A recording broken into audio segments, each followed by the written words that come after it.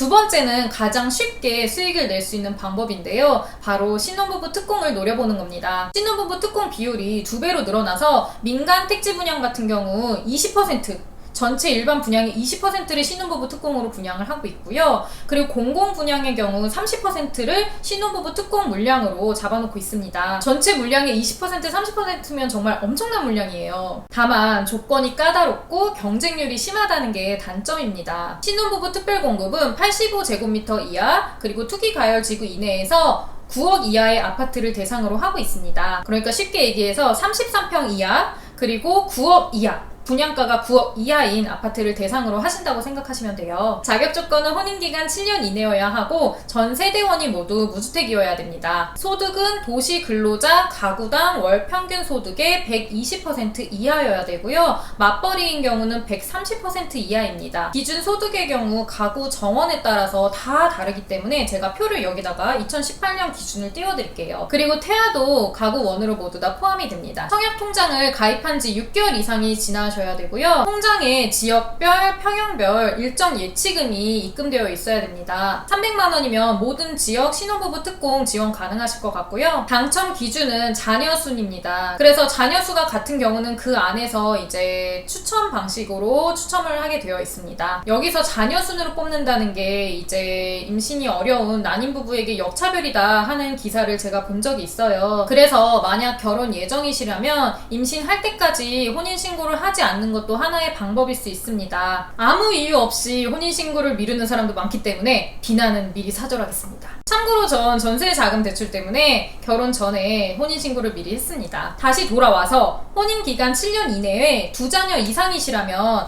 이 신혼부부 특공 당첨 확률이 굉장히 높습니다. 자녀가 2자녀 이상이시고 신혼부부 특공 자격, 그러니까 소득 자격이 다 충족되시는 분들은 이렇게 신혼부부 특공을 노려보시는 게 좋을 것 같아요. 이런 분들이 추후에 서울에서 가장 도전해볼 만한 분양 예정 단지는 바로 둔촌 주공 아파트입니다. 약 최소 700세대 이상이 신혼부부 특공 물량으로 나올 것 같아요. 700세대면 진짜 거의 한 아파트 정도인 엄청난 물량입니다. 다만 분양가 상한제 때문에 분양이 좀 많이 늦어질 것 같기도 하고 10년 전매 제한과 5년 실거주 조건이 적용이 되는 단지예요. 그럼에도 둔촌 분양만 기다리시는 분들이 꽤 많기 때문에 경쟁률은 좀 높을 것 같아요. 그런데 여기가 평형이 굉장히 여러 개로 막 쪼개져서 나오거든요. 아무리 700세대여도 이렇게 평형이 쪼개져서 나오면 하나하나는 세대수가 몇 개 안 되기 때문에 이것도 좀 운빨이 많이 작용을 할 것 같습니다. 신혼부부 특공 준비하고 계시다면 꼭 짚고 넘어가야 될 게 바로 자금 계획입니다. 수도권 투기과열지구와 투기지구의 경우 LTV가 40%밖에 안 됩니다. LTV라는 것은 전체 집값의 40%만 대출이 가능하다는 거예요. 그래서 보통 아파트가 분양을 하고 나면 분양 당첨이 이루어지고 2주 이내에 계약금, 그러니까 전체 분양가의 10%의 계약금을 내고요.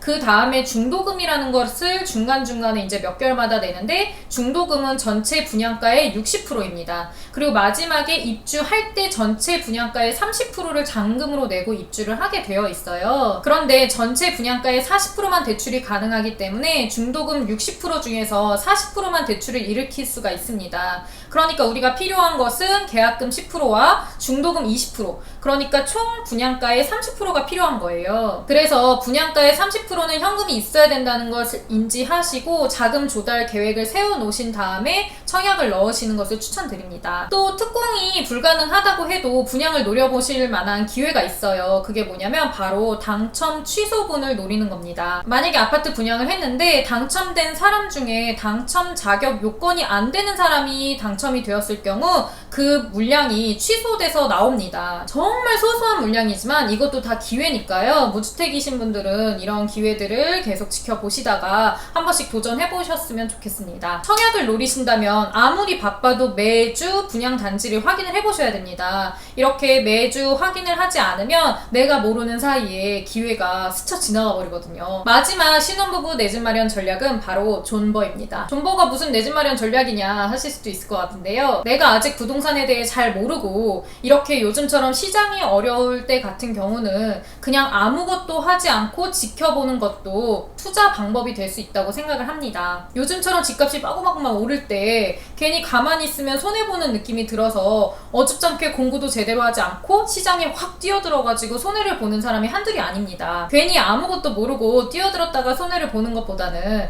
그냥 가만히 있는 게 오히려 상대적으로 이득 아닐까요? 다만 존버도 전략을 가지고 하셔야 됩니다. 이것도 두 가지 방법이 있는데요. 첫 번째는 청약 점수가 이미 조금 높다 하시는 분들은 10년, 20년 청약 점수를 좀 더 늘려서 나중에 유망한 분양 단지에 청약을 노려보시는 방법이 있습니다. 두 번째는 이미 청약 점수는 희망이 없다 하시는 분들인데요. 이런 분들은 부동산 하락기가 올 때까지 기다렸다가 그때 유망한 단지나 아니면 분양을 노려보시는 방법이 있습니다. 하락기에는 분양도 가점제가 아니라 추첨제인 경우가 많기 때문에 청약 점수가 높지 않아도 청약을 노려볼 수도 있거든요. 첫 번째든 두 번째든 존버 하시면서 그 전략에 맞는 공부를 충분히 해두셔야 됩니다. 청약을 노리시는 분들은 청약을 완전히 파헤쳐서 어떻게 하면 점수를 더 높게 올릴 수 있을지 분석해 보셔야 되고요. 특히 2세 계획을 셋째까지 계획을 하고 계시다 하시는 분들은 자신의 소득 자격이 다자녀 특공에 되는지 확인을 한번 해보시고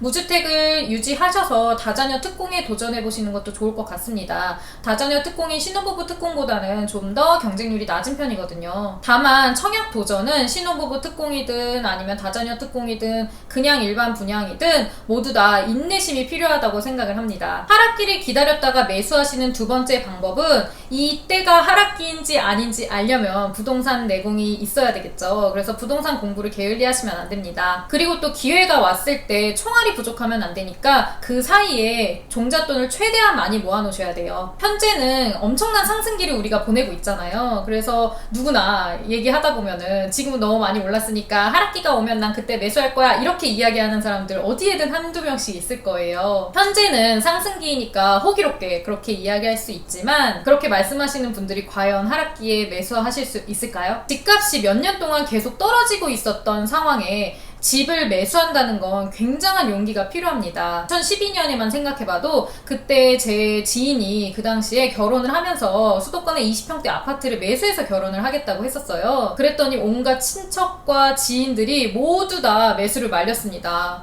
지금 집값이 바닥인데 왜 집을 사냐, 집을 샀다가 하우스 푸어가 된다, 집값은 끝났다 이런 이야기를 하면서요. 그래서 그분도 매수하시면서 아마 그때 당시에는 조금 불안하셨을 거예요. 하지만 현재 그 지인의 아파트 시세는 본인이 매수했던 금액의 2배가 되었습니다. 그분은 주위의 반대를 무릅쓰고 본인의 불안함을 이겨가면서 용기를 내서 시세 차익을 낼 수 있었던 겁니다. 하락기에 주위의 의견에 흔들리지 않고 뚝심 있게 결정을 하려면 부동산 내공을 가지고 있어야 되겠죠. 그래서 당장 매수를 할 게 아니어도 부동산 공부를 꾸준히 하고 계셔야 됩니다. 내 집 마련은 집값 상승으로 인한 자산 증가의 매력도 있지만 정서적 안정감을 얻을 수 있다는 점에서 꼭 필요하다고 생각합니다. 현재 종잣돈이 부족해 내 집 마련이 불가능하다고 부동산 정보에 귀를 닫고 계시면 기회가 와도 잡을 수 없습니다. 시작도 해보기 전에 포기하지 마시고 오늘 제가 말씀드린 내 집 마련 전략 중에서 자신이 나중에 미래에 써먹을 수 있는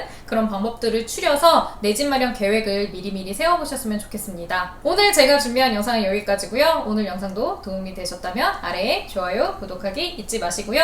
다음 영상도 기대해주세요. 안녕!